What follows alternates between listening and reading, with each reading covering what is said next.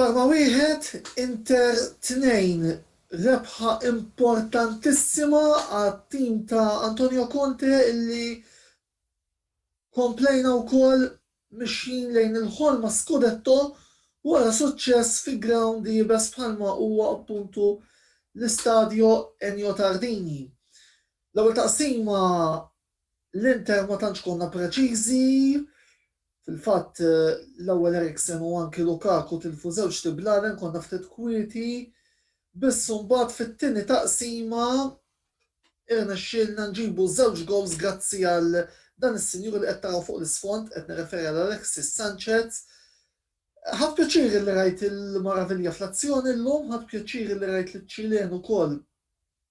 jiskurja it-tielet gowl f'5 tim u huwa sinjal tajjeb illi anke jekk hemm bżonn inserħu lil Romelu jew lil Lautaro nafu li għandna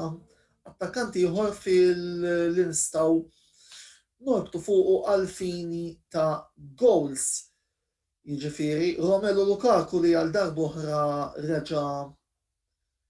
kien strumentali fiż-żewġ assists li għamel, bravu l-ħanżir ta' Anversa, bravu wkoll il-lot mur għal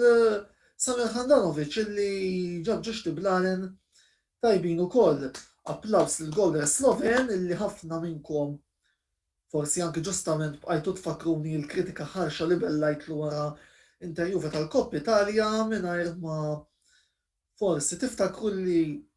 jiena fin-natural tiegħi hija li sentik dak li ħaqqek, jekk ħaqqek it-tifħir, sentik it-tifħir, jekk ħaqqek it-tajjir, sentik it-tajjir. Jiġifieri all in all kienet rebħa importantissima kif konna qed ngħidu fil-ground bes bħalma huwa dak tal-Ennio Tardini illi issa titfana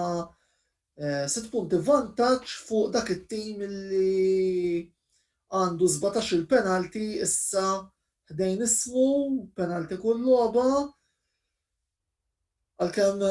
irridu nkunu onesti u ngħidu li kont jien partitarju tal-Udinese Striger Larsen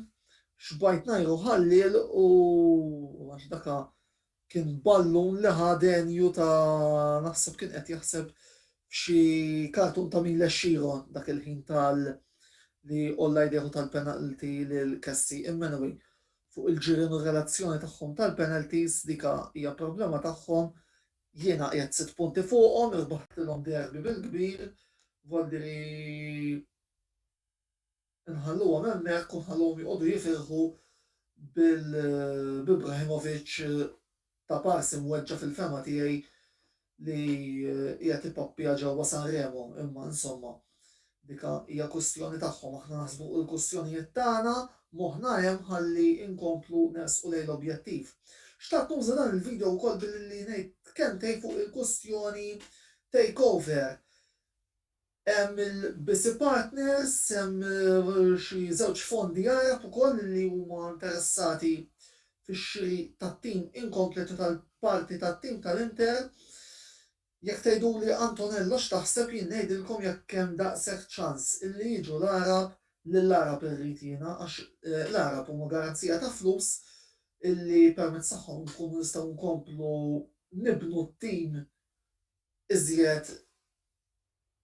u nġibuh ukoll b'saħħtu iżjed milli diġà huwa u eventwalment ukoll dik tfisser illi nistgħu forsi ħanejdu hekk nemulaw id-dominju Juventus li kellhom fis-snin 10.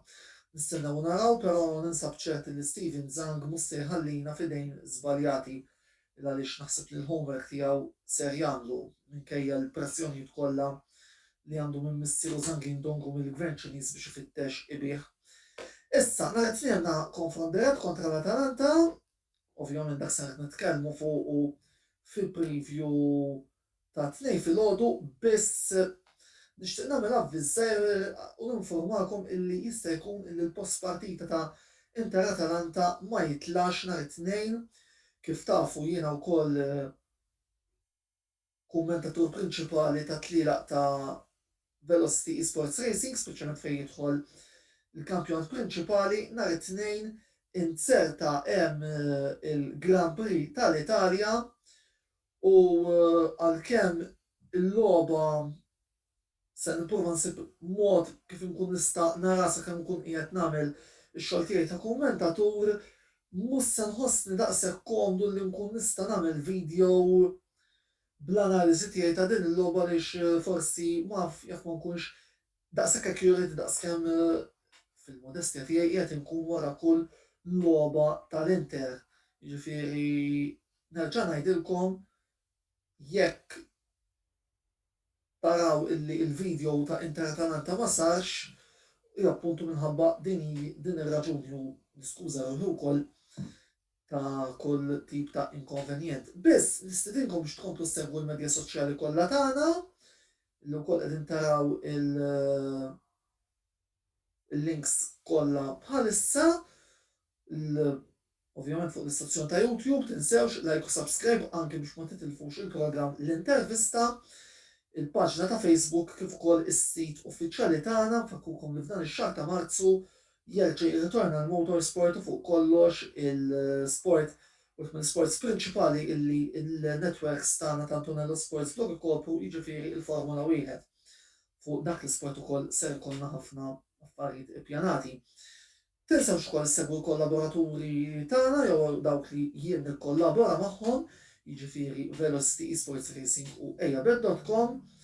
kif tagħmlu likes u subscribes li hemm bżonn għamlu li xjaten tridu. Illejl tajjeb lil kulħadd u nibqgħu ffukati 6 punti fuq kulħadd issa u nisperaw illi t-tim ikompli sejjer f'din it-triq forsi dik il-ħolma li għandna f'Mejju issir realtà. Illejl tajjeb ħbieb u bħal dejjem Forza Inter.